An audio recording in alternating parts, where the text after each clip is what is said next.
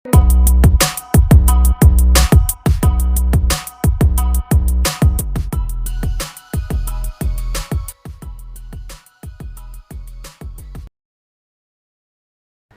ini kita akan membahas mengenai komunikasi. Yes, komunikasi.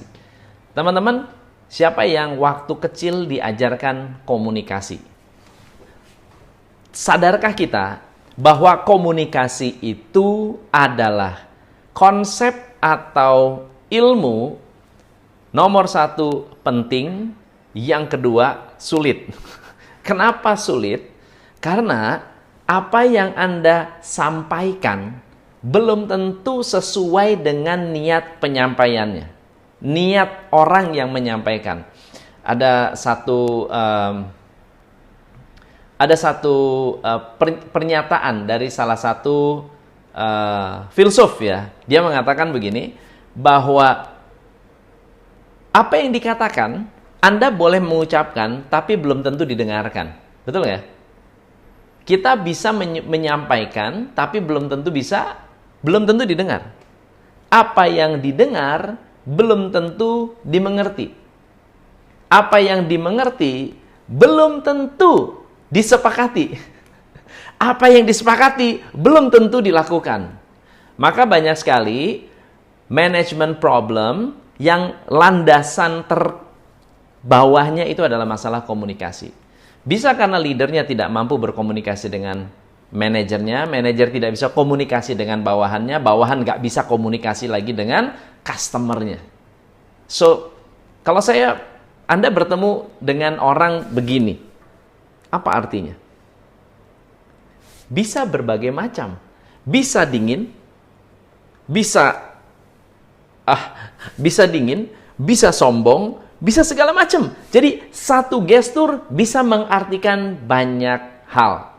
Nah, teman-teman, kenapa penting belajar komunikasi? Saya memiliki 6 manfaat. Ada 6 manfaat yang Anda dapatkan jika Anda mampu belajar komunikasi. Yang pertama, manfaatnya adalah Anda bisa memandang atau melihat orang ini berbohong atau tidak. Polisi, FBI, orang-orang yang menguasai teknik persuasi atau teknik interogasi bisa mengerti dan bisa membedakan orang yang berbohong, orang yang pegang hidung karena berbohong, atau orang yang pegang mata berbohong, ya, atau orang pegang kerah leher itu berbohong, atau karena gatal.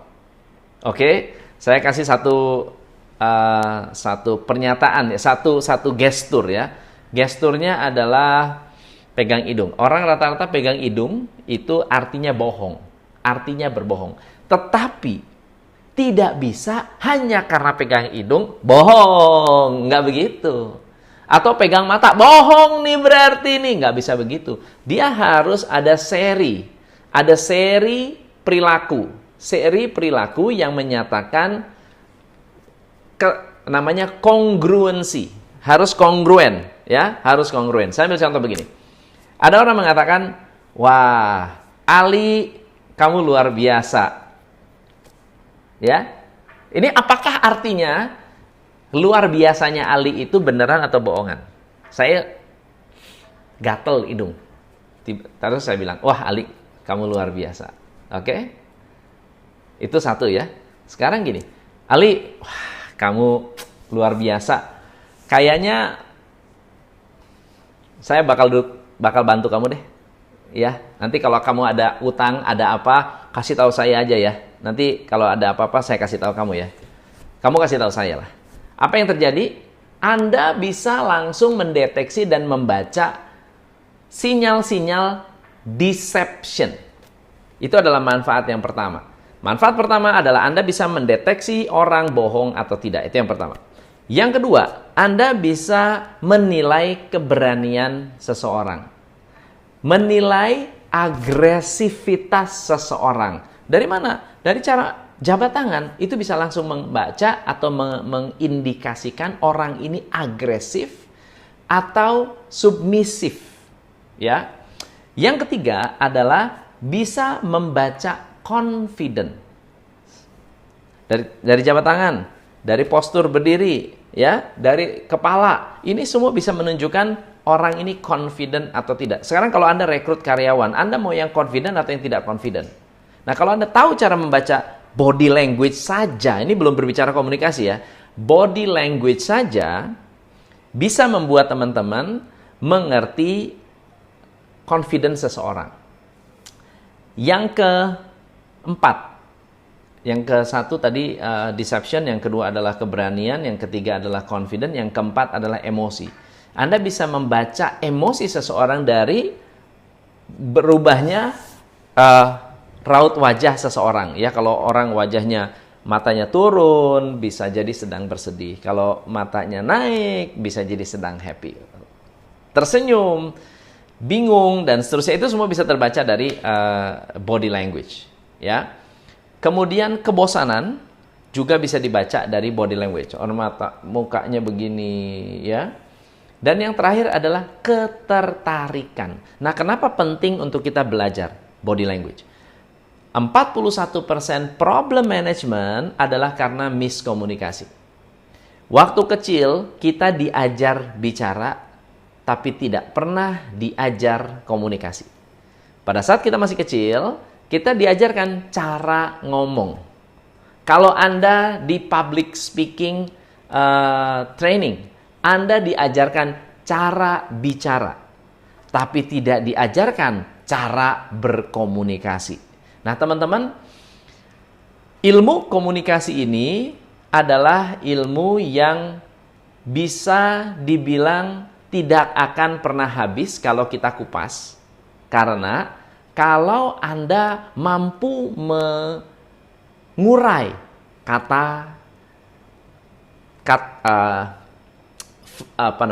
nada suara, ya, body language, gestur, ini akan membuat Anda menjadi komunikator yang handal. Akan menjadi komunikator yang mampu menyampaikan pesan yang tidak ambigu. Atau Anda bisa menjadi orang yang sengaja menyampaikan pesan ambigu yang membuat orang tertarik dengan Anda, yaitu para politikus. Semua politikus, aktor, mereka adalah professional liars. Mereka adalah pembohong yang profesional. Dia melatih diri mengontrol body language sedemikian rupa agar orang yang mendengarkan mereka bisa percaya. Nah, kita semua bisa belajar ini dengan cara yang simple dan praktis. Why? Karena kita semua adalah practical psychologist. Saya ambil contoh ya. Kalau orang begini artinya apa? Setuju, betul ya? Kalau begini artinya apa? Nggak setuju. We are practical psychologists. Kalau saya bilang kepada Anda, wah, Francisca, selamat datang. Kamu orang yang luar biasa. Wah, pekerjaan kamu bener-bener luar biasa. Kepalanya geleng tapi mulutnya mengatakan Anda luar biasa.